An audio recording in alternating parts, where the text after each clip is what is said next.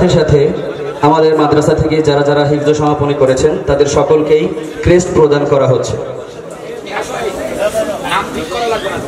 crest প্রদান করছেন আমাদের আজকের প্রধান বক্তা মাওলানা মুফতি আব্দুল কুদ্দুস সাহেব দামাদ বারাকাতুহুম, মুফতি মিসবাহুদ্দিন কাসিমি, মাওলানা মাহমুদুর রহমান সাহেব, মুফতি তৈয়বুর রহমান সাহেব, আরো এলাকার গণ্যমান্য ব্যক্তিবর্গের হাত থেকে আমাদের মাদ্রাসার থেকে এবছর যে 14 জন হিফজ সমাপনী করেছে তাদেরকে ক্রেস্ট, কোরআন শরীফ